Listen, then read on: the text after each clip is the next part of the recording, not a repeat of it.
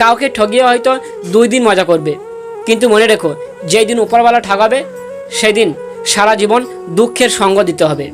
যারা ক্ষমতার চেয়ারে বসে নিজেকে বড় ভাবছেন, যা ইচ্ছে তাই করছেন, তারা মনে রাখবেন দুনিয়াতে নমরুদ, ফেরাউন তারাও কিন্তু টিকে থাকতে পারেনি, আর আপনি তো তাদের চুল পরিমাণও ক্ষমতা অর্জন করতে পারেননি। তবে আল্লাহ মানুষকে ছাড় দেয়, ছেড়ে দেয় না। আর যেদিন ধরবে সেদিন ওই ইঁদুর মারা কলের মতন একটু নড়াচড়া করার ক্ষমতা থাকবে না।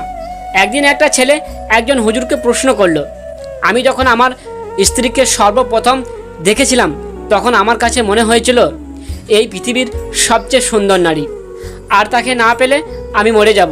তারপর তাকে আমার বিয়ের প্রস্তাব দিলাম এবং সে রাজি হয়ে গেল। আর কিছুদিন যাওয়ার পর আমার মনে হলো এই পৃথিবীতে সে একা সুন্দর নয়, তার মতো সুন্দর নারী আরও আছে। আর আমি যাকেই দেখি তাকে আমার স্ত্রীর চেয়ে সুন্দর লাগে। এমনটা কেন হলো? কারণ তার মতো সুন্দর নারী আমার আশেপাশে আছে। তারপর হুজুর একটু ভেবে উত্তর দিল, তুমি যদি পৃথিবীর প্রত্যেকটা সুন্দর নারীকে বিয়ে করে ফেলো, তারপর ওই রাস্তার লেডি কুত্তাটাকেও তোমাকে পৃথিবীর সবচেয়ে সুন্দর মনে হবে। কারণ কি জানো, এখানে দোষটা তোমার স্ত্রী নয়, দোষটা তোমার, কারণ তোমার অন্তরটা পচে গেছে। আসলে গল্পটা কাল্পনিক হলেও বাস্তবে এটাই সত্য। বর্তমানে অধিকাংশ পুরুষের হৃদয় পচে গেছে। নগ্ন শরীর ঢাকার জন্য কেউ পয়সা দেয় না, কিন্তু নগ্ন শরীর দেখার জন্য মানুষ তাদের ধন দৌলত সম্পত্তি সব কিছুই লুটিয়ে দেয়। গাছ পুরনো হলে কেটে ফেলো না, ফল না দিক ছায়া দেবে। তোমার বাবা মার বয়স হলে তাদেরকে অবহেলা করো না, কারণ তারা রোজগার না করলেও তোমার বাচ্চার খেলার সাথী হবে। অনেকদিন পর 2 বন্ধুর দেখা হয়েছে। এক বন্ধু অপর বন্ধুকে খুব সহজে জিজ্ঞেস করলো, কিরে তোর মা কেমন আছে? অপর বন্ধু উত্তর দিল, মা ভালোই আছে, এই তো 2 বছর হলো মা বৃদ্ধাশ্রমে আছে।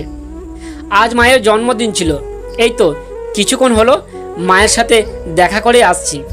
আচ্ছা তোর মা কি এখন তোর সঙ্গেই থাকে? প্রথম বন্ধু খুব সহজ সরলভাবে একটা উত্তর দিল, আমি এখনও এত বড় হয়নি যে মাকে আমি নিজের কাছে রাখতে পারবো, বরং আমি তো জন্মের পর থেকেই মায়ের কাছেই থাকি। তোমার সার্টিফিকেট তো জাস্ট একটা কাগজ, তোমার আসল পরিচয়, তোমার আসল ব্যবহার তোমার আচরণে। বড়লোকরা 1000 টাকার ওষুধ খেয়ে ঘুমাতে পারছে না, অথচ রাস্তার পথ শিশুরা ঘুমানোর জায়গা পাচ্ছে না।